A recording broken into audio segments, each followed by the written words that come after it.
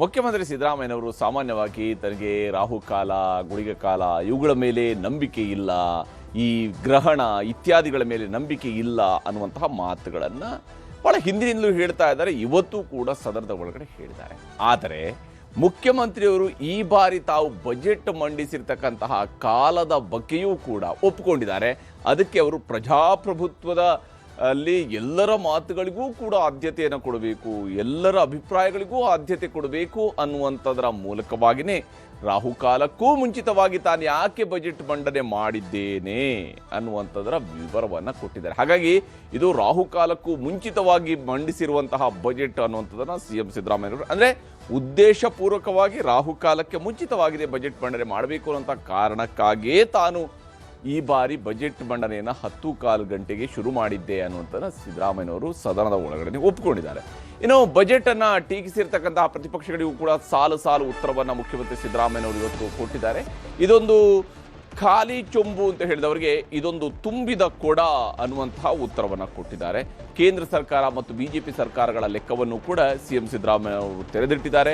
ಜನಪರವಾದಂತಹ ಆಡಳಿತ, ಸಾಮಾಜಿಕ ನ್ಯಾಯಕ್ಕೆ ಆದ್ಯತೆಯನ್ನು ಕೊಡ್ತಾ ಇದ್ದೀನಿ ಅನ್ನುವಂತಹ ಮಾತುಗಳನ್ನು ಮುಖ್ಯಮಂತ್ರಿ ಸಿದ್ದರಾಮಯ್ಯನವರು ವಿವರವಾಗಿ ಹೇಳ್ತಾ ಹೋಗಿದ್ದಾರೆ. ಬಜೆಟ್ ಟೀಕಿಸಿರುವಂತಹ ಪ್ರತಿಪಕ್ಷಗಳಿಗೆ ಸಿಎಂ ಸಿದ್ದರಾಮಯ್ಯನವರು ಖಡಕ್ ಉತ್ತರವನ್ನು ಕೊಡ್ತಾನೆ ಕೇಂದ್ರ ಸರ್ಕಾರ ಹಾಗೂ ಬಿಜೆಪಿ ಸರ್ಕಾರಗಳ ಲೆಕ್ಕವನ್ನು ಕೂಡ ಕೊಟ್ಟಿದ್ದಾರೆ. ಯಾರ ಕಾಲದಲ್ಲಿ ಎಷ್ಟು ಸಾಲ ಇತ್ತು, ಯಾರ ಕಾಲದಲ್ಲಿ ಆಡಳಿತ ವ್ಯವಸ್ಥೆ ಹೇಗಿತ್ತು, ಯಾರ ಕಾಲದಲ್ಲಿ ಆರ್ಥಿಕ ಸ್ಥಿತಿ ಹೇಗಿತ್ತು, ಆರ್ಥಿಕ ಶಿಸ್ತು ಹೇಗಿತ್ತು, ಕರ್ನಾಟಕದ ವಿತ್ತೀಯ ಕೊರತೆ ಎಷ್ಟು, ದೇಶದ ವಿತ್ತೀಯ ಕೊರತೆ ಎಷ್ಟು, ಅನ್ಯ ರಾಜ್ಯಗಳ ವಿತ್ತೀಯ ಕೊರತೆ ಎಷ್ಟು, ಕರ್ನಾಟಕದ ಸಾಲ ಎಷ್ಟು, ಕೇಂದ್ರದ ಸಾಲ ಎಷ್ಟು, ಬಿಜೆಪಿ ಆಡಳಿತದ ರಾಜ್ಯಗಳ ಸಾಲ ಎಷ್ಟು, ಹೀಗೆ ನಾನಾ ಸ್ವರೂಪಗಳಲ್ಲಿ ಉತ್ತರವನ್ನು ಸಿದ್ದರಾಮಯ್ಯನವರು ಕೊಡ್ತಾ ಹೋಗಿದ್ದಾರೆ. ಯಾಕಂದರೆ ಅವರು ಬಜೆಟ್ ಮೇಲಿನ ಉತ್ತರವನ್ನು ಬಹಳ ವಿವರವಾಗಿ ಬಹಳಷ್ಟು ಸಮಯ ತಗೊಂಡು ಬಹಳ ನಿಧಾನಗತಿಯಲ್ಲಿ ಒಂದೊಂದೇ ನಂಬರ್ಗಳನ್ನು ವಿವರವಾಗಿ ಅರ್ಥ ಮಾಡಿಸುವಂತಹ ರೀತಿಯಲ್ಲೇ ಹೇಳ್ತಾ ಹೋಗ್ತಾರೆ. ಆ ಬಜೆಟ್ ಪಾಠದ ರೀತಿಯಲ್ಲೇ ಸಾಗುತ್ತೆ. ಅದೇ ಸ್ವರೂಪದಲ್ಲಿ ಇವತ್ತು ಕೂಡ ಅವರು ಉತ್ತರವನ್ನು ಕೊಟ್ಟಿದ್ದಾರೆ. ಈ ಸಂದರ್ಭದಲ್ಲಿ ಮುಖ್ಯಮಂತ್ರಿಯವರು ಬಹಳ ಇಂಟ್ರೆಸ್ಟಿಂಗ್ ಆಗಿ ಹೇಳಿರ್ತಕ್ಕಂಥ ಒಂದು ಮಾತೇನಂತ ಹೇಳಿದ್ರೆ, ತಾನು ಬಜೆಟ್ ಮಂಡನೆ ಮಾಡಿರುವ ಕಾಲದ ಬಗ್ಗೆ, ಅದು ರಾಹುಕಾಲದ ವಿಚಾರವನ್ನು ಇಟ್ಕೊಂಡೇ ತಾನು ಈ ಒಂದು ಬಜೆಟ್ ಮಂಡನೆ ಮಾಡಿದ್ದೀನಿ ಅನ್ನೋದನ್ನು ಸಿದ್ದರಾಮಯ್ಯನವರು ಹೇಳಿದರೆ. ಆ ಮಾತನ್ನು ನಿಮಗೆ ಮೊದಲಿಗೆ ತೋರಿಸ್ತೀನಿ. ನಾವು ಎಂಥದ್ದು ಸೂರ್ಯ ಎಂಥದ್ದು ಗ್ರಹ ಎಂಥದ್ದು ರಾಹುಕಾಲ ಗುಳಿಕ ಕಾಲ ನೋಡ್ಕೊಂಡು ಬಜೆಟ್ ಮಂಡಿಸಿದ್ದಾರೆ ಅಂತ. ನಿಜ, ಈಗ ನಿನ್ನಂತೆ ಅವ್ರ ಮಾತು ಕೇಳಬೇಕಲ್ಲಪ್ಪ. ಬಹುತೇಕ ಜನ ನಾನು ಹಿಂದೆ ಎಲ್ಲ ಮಂಡಿಸ್ತಿದ್ದೆ, ರಾಹುಕಾಲದಲ್ಲಿ ಮಂಡಿಸಿದ್ದೀನಿ ಹಿಂದೆ ಎಲ್ಲ ಬಜೆಟ್ಗಳೆಲ್ಲ. ಈಗ ಈ ಸಾರಿ ನಮ್ಮ ಆಫೀಸರ್ಸ್ಗಳು ಮತ್ತೆ ನಮ್ಮ ಮನೆಯವರೆಲ್ಲ ಹೇಳಿದ್ರು, ರಾಹುಕಾಲದಲ್ಲಿ ಮಂಡಿಸೋದು ಬೇಡ ಸರ್, ಸ್ವಲ್ಪ ಮುಂಚಿತವಾಗಿ ಮಂಡಿಸಿ ಅಂತಂದ್ರು. ನಾನು ಅವ್ರ ಬೆಲೆಗೂ ನಮ್ಮ ಡೆಮಾಕ್ರಸಿನಲ್ಲಿ ನಂಬಿಕೆ ಇಟ್ಕೊಂಡಿರೋನು ನಾನು. ಕೇಳಪ್ಪ ಇಲ್ಲಿ, ನಾನು ಇವತ್ತು ಕೂಡ ರಾಹುಕಾಲ ಗುಳಿಕ ಕಾಲ ನಂಬಲ್ಲ. ಬಜೆಟ್ ಮಂಡಿಸಲ್ಲ. ಹಿಂದೆ ಎಲ್ಲ ಮಂಡಿಸಿದೀನಿ, ನಾನು ರಾಹುಕಾಲದಲ್ಲಿ ಮಂಡಿಸಿದ್ದೀನಿ, ಬೇಕಾದ್ರೆ ತೆಗೆದು ನೋಡಿ. ಗುಳಿಕ ಕಾಲದಲ್ಲಿ ಮಂಡಿಸಿದ್ದೀನಿ. ನನಗೆ ನಂಬಿಕೆ ಇಲ್ಲ.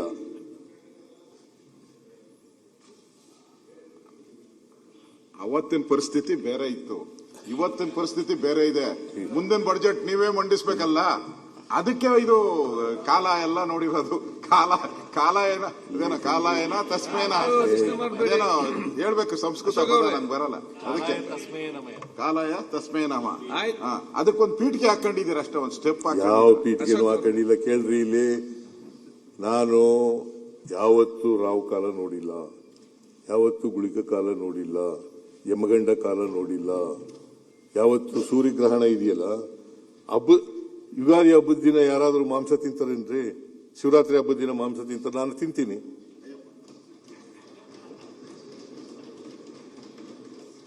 Nothing wrong. ಎಲ್ಲ ದಿನನೂ ಒಂದೇನೆ, ಹಬ್ಬ ಅಂತ ಮಾಡ್ತೀವಿ ಅಷ್ಟೇನೆ. ನಾನು ಈಗ ಅದು ಅವ್ರವ್ರ ನಂಬಿಕೆ. ಹೀಗೆ ಸಿದ್ದರಾಮಯ್ಯನವರು ತನ್ನ ಬಜೆಟ್ ಮಂಡನೆಗೆ ರಾಹುಕಾಲಕ್ಕೂ ಮುಂಚಿತವಾಗಿ ತಾನು ಯಾಕೆ ಬಜೆಟ್ ಮಂಡನೆ ಮಾಡಿದ್ದೀನಿ ಅನ್ನುವಂಥದ್ದನ್ನೇ ಪ್ರಜಾಪ್ರಭುತ್ವದ ಮೌಲ್ಯಗಳ ಪ್ರಕಾರವಾಗಿ ಅನ್ನುವಂಥ ಅಂಶಗಳನ್ನು ಹೇಳಿಕೊಂಡಿದ್ದಾರೆ. ಏನೇ ಇರಲಿ, ಹಾಗಾದರೆ CM ಸಿದ್ದರಾಮಯ್ಯನವರು ಕೂಡ ರಾಹುಕಾಲವನ್ನು ಅವಲಂಬಿಸಿನೇ ತಮ್ಮ ಲೆಕ್ಕವನ್ನು ಮಂಡನೆ ಮಾಡಿದ್ದಾರೆ ಅನ್ನುವಂಥದ್ದು ಸ್ಪಷ್ಟ ಇದೆ. ಅದು ಸಿದ್ದರಾಮಯ್ಯನವರ ಮಾತುಗಳಲ್ಲಿ ಒಪ್ಪಿತವಾಗಿರುವಂಥದ್ದು. ಇನ್ನು ಸಾಲದ ಸರ್ಕಾರ, ಸಾಲ ಹೊರಿಸಿದ ಸರ್ಕಾರ ಅನ್ನುವಂತಹ ಟೀಕೆಗಳಿಗೆ ಮುಖ್ಯಮಂತ್ರಿಯವರು ಖಡಕ್ ಉತ್ತರವನ್ನು ಇವತ್ತು ಸದನದಲ್ಲಿ ನೀಡಿದ್ದಾರೆ. ಬಹಳ ಮುಖ್ಯವಾಗಿ ಸಾಲದ ಸಮರ ನಡೆದಿದೆ.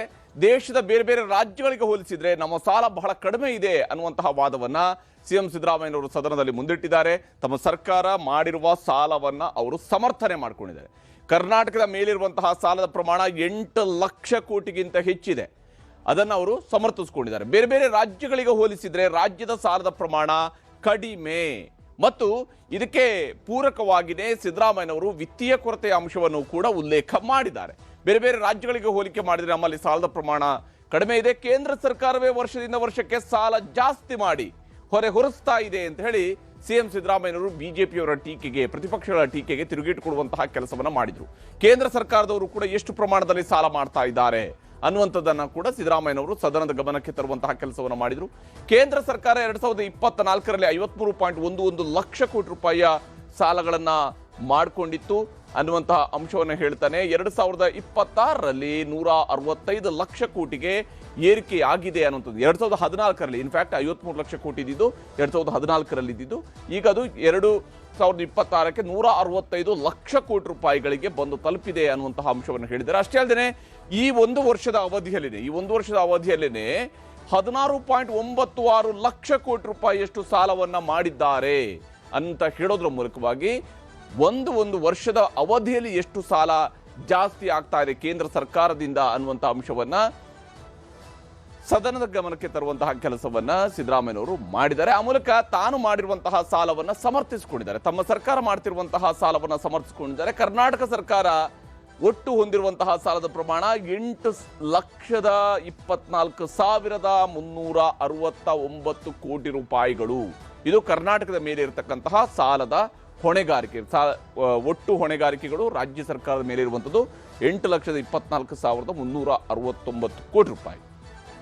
ಏನೋ ಬಜೆಟ್ ಬಗ್ಗೆ ಅರೆ ತಿಳ್ಕೊಂಡು ಟೀಕೆ ಮಾಡೋದು ಸರಿಯಲ್ಲ ಅಂತ ಹೇಳಿ ಪ್ರತಿಪಕ್ಷಗಳು ಮಾಡ್ತಾ ಇರುವಂತಹ ಟೀಕೆಗಳ ರೀತಿಯನ್ನ ಸಿದ್ದರಾಮಯ್ಯನವರು ಇಲ್ಲಿ ಪ್ರಶ್ನಿಸಿದ್ದಾರೆ. ಟೀಕೆ ಮಾಡಿದ ತಕ್ಷಣ ಬಜೆಟ್ನ ಗಂಭೀರತೆ ಹೋಗುವುದಿಲ್ಲ. ನೀವಿದನ್ನ ಏನೇ ಟೀಕೆ ಮಾಡಿದ ತಕ್ಷಣನೇ ಬಜೆಟ್ನ ಗಾಂಭೀರ್ಯತೆ, ಅದರ ಗಂಭೀರತೆ ಅದು ಹೊರಟು ಹೋಗುವುದಿಲ್ಲ. ಅದು ಹಾಗೇನೇ ಇರುತ್ತೆ. ಬಜೆಟ್ ಖಾಲಿ ಚೊಂಬು ಅಲ್ಲ, ಇದೊಂದು ತುಂಬಿದ ಕೊಡ ಅಂತೇಳಿ ಸಿದ್ದರಾಮಯ್ಯನವರು ತಮ್ಮ ಬಜೆಟ್ ಅನ್ನ ಸಮರ್ಥಿಸಿಕೊಂಡಿದ್ದಾರೆ. ಇದು ಖಾಲಿ ಚೊಂಬು ಅಲ್ಲ, ಇದು ತುಂಬಿದ ಕೊಡ ಅಂತ ಹೇಳಿದ್ದಾರೆ. ರಾಜ್ಯದ GDP 9.4ರಷ್ಟಿದೆ. ಕರ್ನಾಟಕದ GDP, ಕರ್ನಾಟಕದ GSDP, ಕರ್ನಾಟಕದ ಒಟ್ಟು ಆಂತರಿಕ ಉತ್ಪನ್ನ 9.4ರಷ್ಟಿದೆ. ಒಂದು ವೇಳೆ ಮುಗ್ಗಟ್ಟು ಇರ್ತಿದ್ರೆ, ರಾಜ್ಯದಲ್ಲಿ ಮುಗ್ಗಟ್ಟು, ಆರ್ಥಿಕ ಮುಗ್ಗಟ್ಟು ಇರ್ತಿದ್ರೆ ಇಂತಹ ಅಭಿವೃದ್ಧಿ ಆಗ್ತಾ ಇತ್ತಾ ಅನ್ನುವಂಥದ್ದು ಸಿದ್ದರಾಮಯ್ಯನವರು ಕೇಳ್ತಾ ಇರುವಂತಹ ಪ್ರಶ್ನೆ. ಬೇರೆ ರಾಜ್ಯಗಳಿಗೆ ಹೋಲಿಸಿದ್ರೆ ಕರ್ನಾಟಕದ ವಿತ್ತೀಯ ಕೊರತೆ ಅತ್ಯಂತ ಕಡಿಮೆ ಇದೆ ಅನ್ನುವಂತಹ ಸಮರ್ಥನೆಯನ್ನು ಕೂಡ ಇದೇ ಸಂದರ್ಭದಲ್ಲಿ CM ಸಿದ್ದರಾಮಯ್ಯನವರು ನೀಡಿದ್ದಾರೆ. ಸದನದಲ್ಲಿ ಮುಖ್ಯಮಂತ್ರಿಯವರು ಈ ಸಾಲದ ಬಗ್ಗೆ ಮತ್ತು ಸರ್ಕಾರದ ಬಜೆಟ್ ಬಗೆಗಿನ ಟೀಕೆಗಳಿಗೆ ಕೊಟ್ಟಂತಹ ಉತ್ತರ ಹೇಗಿತ್ತು ಅನ್ನೋದನ್ನು ತೋರಿಸ್ತೀನಿ. ನರೇಂದ್ರ ಮೋದಿ ಅವರು ಪ್ರಧಾನಮಂತ್ರಿ ಆದಮೇಲೆ 165 ಲಕ್ಷಕ್ಕೂ ಹೆಚ್ಚು ಲಕ್ಷ ಕೋಟಿಗಳನ್ನು ಸಾಲ ಮಾಡಿದ್ದಾರೆ. 165 ಲಕ್ಷಕ್ಕೂ ಹೆಚ್ಚು ಕೋಟಿಗಳನ್ನು ಸಾಲ ಮಾಡಿದ್ದಾರೆ. ಅವರು ಸಾಲಗಾರರಲ್ವಾ? ಭಾರತ ದೇಶ ಸಾಲಗಾರರಲ್ಲ? ಈ ವರ್ಷ ಎಷ್ಟು ಗೊತ್ತಾ ಸಾಲ ಮಾಡಿರೋದು? 16,96,000 ಕೋಟಿ. ಖಾಲಿ ಚೊಂಬು ಅಂತ ನೀವು ಬಜೆಟ್ನ ಓದುವಾಗಲೇ ಹೋಗಿ ಎಲ್ಲ ಕರ್ನಾಟಕಕ್ಕೆ ಖಾಲಿ ಚೊಂಬಿಲ್ಲ, ಇದು ಭರ್ತಿ ಚೊಂಬೆ.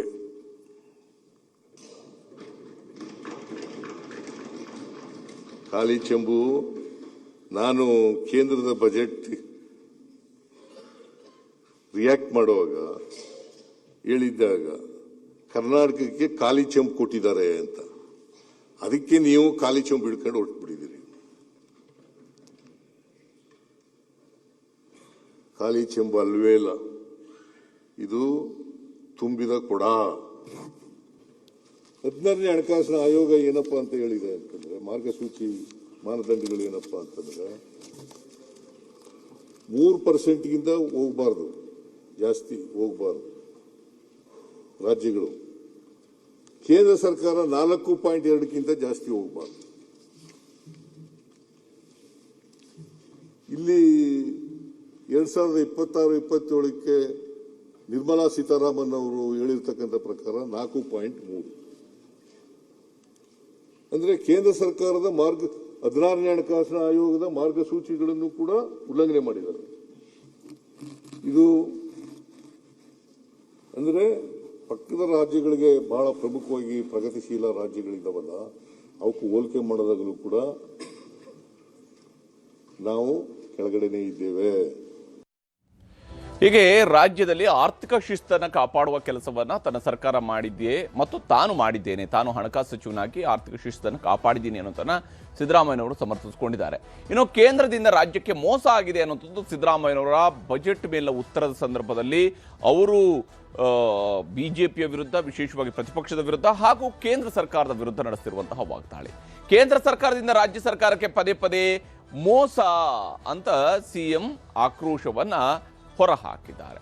ಅದರಲ್ಲೂ ವಿಶೇಷವಾಗಿ ಹಣಕಾಸು ಆಯೋಗ, ಬಜೆಟ್ ಅನುದಾನದ ಹಂಚಿಕೆ, GST ಪಾಲ್ನಲ್ಲೂ ಕೂಡ ಅನ್ಯಾಯಗಳಾಗಿದ್ದಾವೆ ಅನ್ನುವಂತಹ ಅಂಶವನ್ನು ಸಿದ್ದರಾಮಯ್ಯನವರು ಇಲ್ಲಿ ಪಾಯಿಂಟ್ ಔಟ್ ಮಾಡಿದ್ದಾರೆ.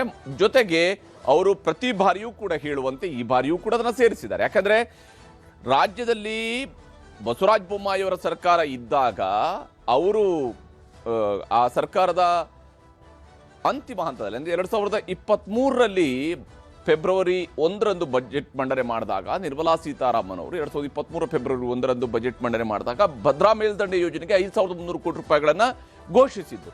ಆಗ ರಾಜ್ಯದಲ್ಲಿ ಬೊಮ್ಮಾಯಿ ಸರ್ಕಾರ ಇತ್ತು. ಆದರೆ ಹಾಗೆ ಘೋಷಿಸಿದಂತಹ ಹಣ ಇದುವರೆಗೆ ಬಂದಿಲ್ಲ.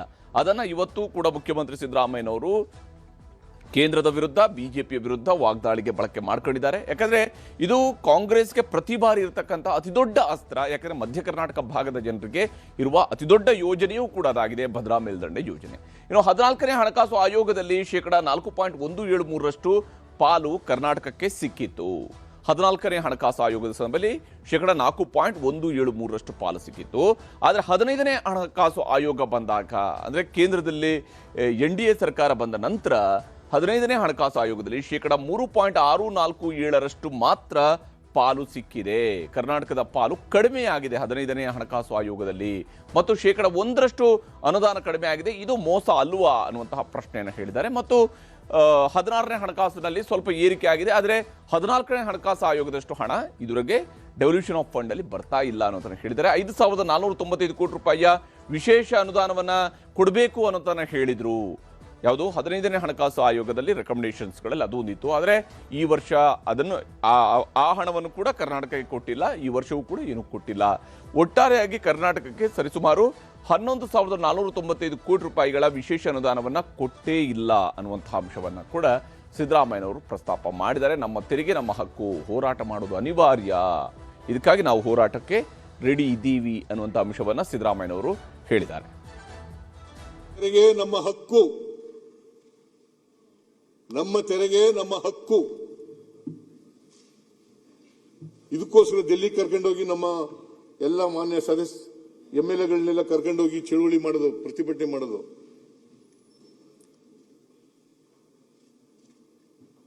ನಮ್ಮ ತೆರಿಗೆ ನಮ್ಮ ಹಕ್ಕು. 11,495 ಕೋಟಿ ಬರಬೇಕಾಗಿತ್ತು, ಬರಲಿಲ್ಲ. GST ಕಲೆಕ್ಷನ್ ನಲ್ಲಿ we are number 2 in the country. We are number 2 in the country. Maharashtra number 1. As far as investment is concerned, we are number 2 in the country. ನಾವು ಕಳೆದ ವರ್ಷ 2,92,000 ಈ ವರ್ಷ ತೆರಿಗೆ ಬಂದಿರೋದು ನಮಗೆ. ಅದಕ್ಕೋಸ್ಕರ ನಮ್ಮ ಹೋರಾಟ ಮಾಡ್ತೀವೋ ಹೊರತು, ನ್ಯಾಯಯುತವಾಗಿ ಮಾಡ್ತಾ ಇದ್ದೀವೋ ಹೊರತು ಸುಮ್ಮನೆ ಮಾಡೋದಿಲ್ಲ.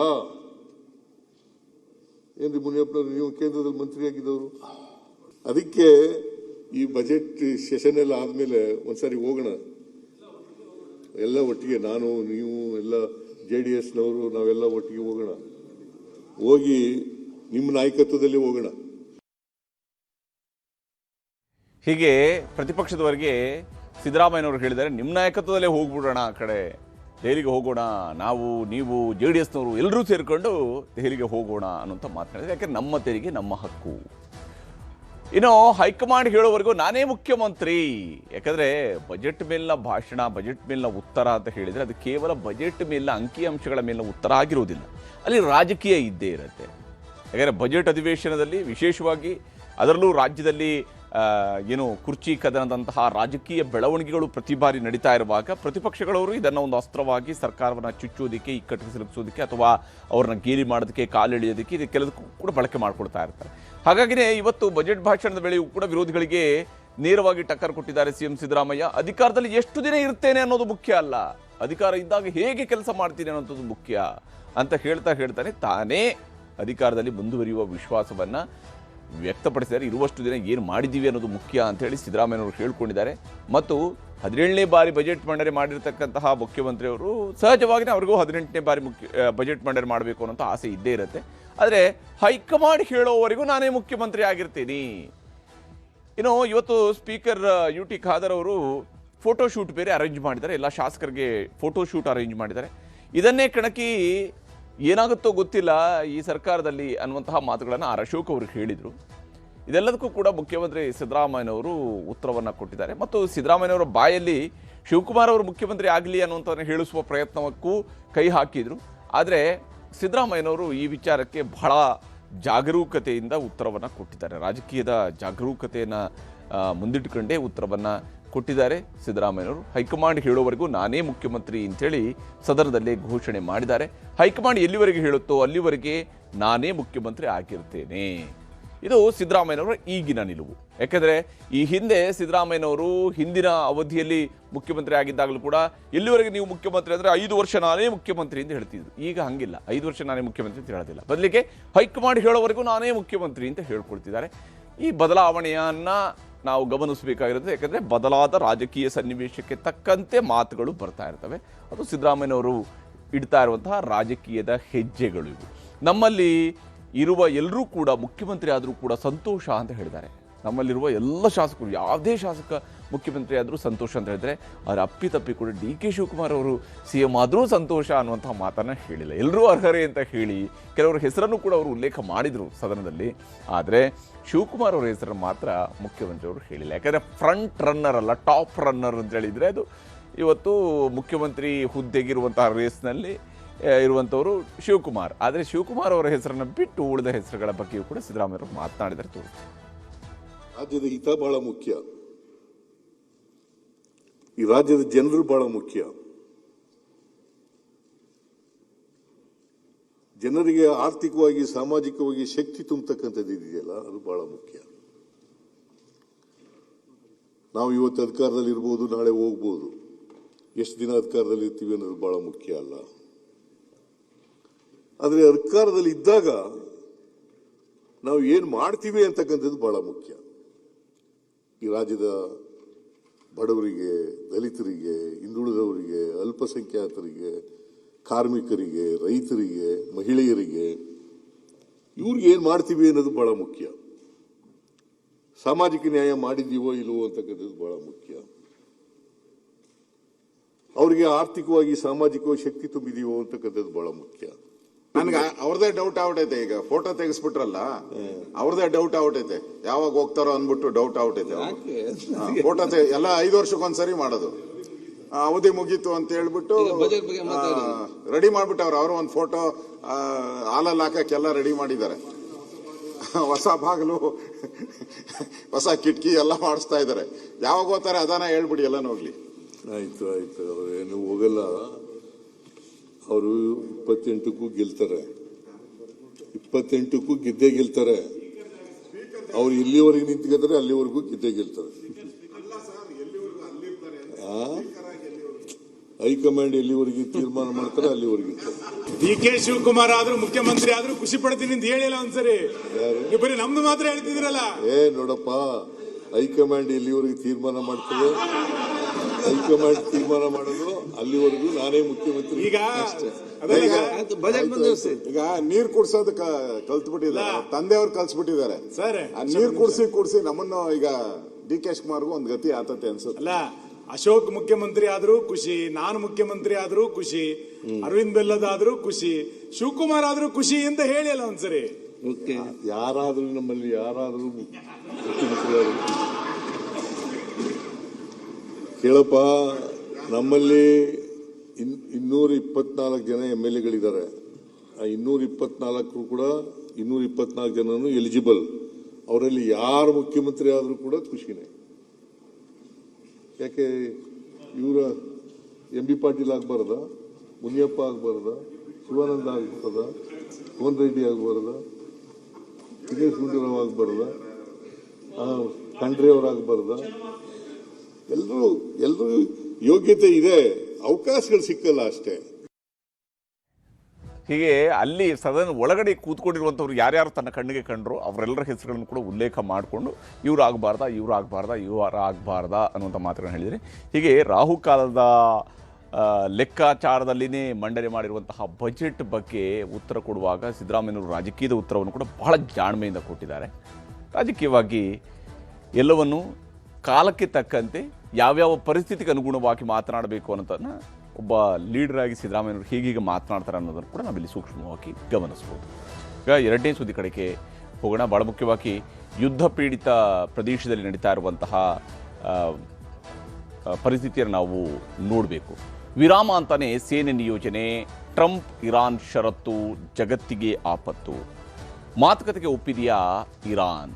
ಇದುವೇ ಚದುರಂಗದ ಎರಡನೇ ಸ್ಟೋರಿ. ವಿರಾಮದ ನಡುವೆ ಯುದ್ಧ.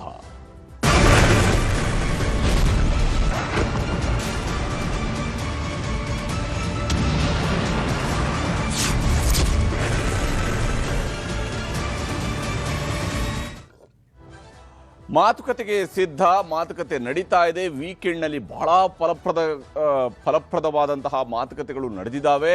ಹೀಗಾಗಿ 5 ದಿವಸಗಳ ಕಾಲ ಕದನ ವಿರಾಮ ಅಂತ ಹೇಳಿದರು. ಆದರೆ ಈ ವಿರಾಮದ ನಡುವೆನೇ ಯುದ್ಧ ಮಾತ್ರ ಮುಂದುವರೆದಿದೆ. ಈ ವಿರಾಮ ಅಮೆರಿಕಾದವರು ಹೇಳ್ತಾ ಇರುವಂತಹ ವಿರಾಮವನ್ನು ಗಮನಿಸಿದಾಗ ಅಮೆರಿಕಾದ ಸೇನಾ ಪಡೆಗಳು ದೊಡ್ಡ ಸಂಖ್ಯೆಯಲ್ಲಿ ಇರಾನ್ ಕಡೆಗೆ ಧಾವಿಸಿ ಬರ್ತಾ ಇರುವಂಥದ್ದು ಕೂಡ ಗೋಚರಿಸ್ತಾ ಇದೆ. ಮತ್ತೊಂದು ಕಡೆಯಲ್ಲಿ ಇರಾನ್ ಮೇಲಿನ ದಾಳಿಯನ್ನು ಇಸ್ರೇಲ್ನವರು ಮುಂದುವರಿಸಿದ್ದಾರೆ. ಇರಾನ್ ಕುವೈತ್ ಮೇಲಿನ ದಾಳಿಯನ್ನು ಮುಂದುವರಿಸಿದೆ. ಹೀಗೆ ಎಲ್ಲ ಕಡೆಗಳಲ್ಲೂ ಕೂಡ ದಾಳಿಗಳು ನಡೀತಾ ಇದ್ದಾವೆ. ವಿರಾಮದ ನಡುವೆನೇ ಯುದ್ಧ ಮುಂದುವರೆದಿದೆ. ಹೀಗಾಗಿ ಮಧ್ಯಪ್ರಾಚ್ಯದಲ್ಲಿ ನಡೀತಾ ಇರುವಂತಹ ಯುದ್ಧ ಇದು ಜಗತ್ತಿಗೆ ಆತಂಕ ಆವರಿಸುವಂತೆ ಮಾಡ್ತಾ ಇದೆ. ಯಾಕಂದರೆ ಮುಂದೇನು ಅನ್ನುವಂತಹ ಪ್ರಶ್ನೆಗಳಿಗೆ ಸ್ಪಷ್ಟ ಉತ್ತರ ಯಾರ ಬಳಿಯಲ್ಲೂ ಕೂಡ ಸಿಗ್ತಾ ಇಲ್ಲ. ಅಮೆರಿಕ ಸೇನಾ ಜಮಾವಣೆಯಿಂದ ಭಯ ಇನ್ನಷ್ಟು ಜಾಸ್ತಿ ಆಗ್ತಾನೆ ಇದೆ. ಈ ಯುದ್ಧದ ಭೀಕರತೆ ಜಾಸ್ತಿ ಆಗ್ಬೋದು. ಜಾಗತಿಕ ತೈಲ ತುರ್ತು ಪರಿಸ್ಥಿತಿ ಎದುರಾಗುವಂತಹ ಭೀತಿ ಇಡೀ ಜಗತ್ತಿಗೆ ಈಗ ಎದುರಾಗ್ತಾ ಇದೆ. ಜಾಗತಿಕ ತೈಲ ತುರ್ತು ಪರಿಸ್ಥಿತಿ ಎದುರಾಗಬಹುದು ಅಂತೇಳಿ. ಯಾಕಂದರೆ ಕೆಲ ದೇಶಗಳು ಆಲ್ರೆಡಿ ತೈಲ ತುರ್ತು ಪರಿಸ್ಥಿತಿಯನ್ನು ಘೋಷಣೆ ಮಾಡಿದ್ದಾವೆ, ಅಧಿಕೃತವಾಗಿ ಘೋಷಣೆ ಮಾಡಿದ್ದಾವೆ. ಕೆಲವು ದೇಶಗಳು ಈಗಾಗಲೇ ವಾರದಲ್ಲಿ 3 ದಿವಸಗಳ ರಜೆಯನ್ನು ಘೋಷಣೆ ಮಾಡಿ ತೈಲದ ಬಳಕೆಗೆ ಮಿತಿಯನ್ನು ಹೇರಿದ್ದಾರೆ.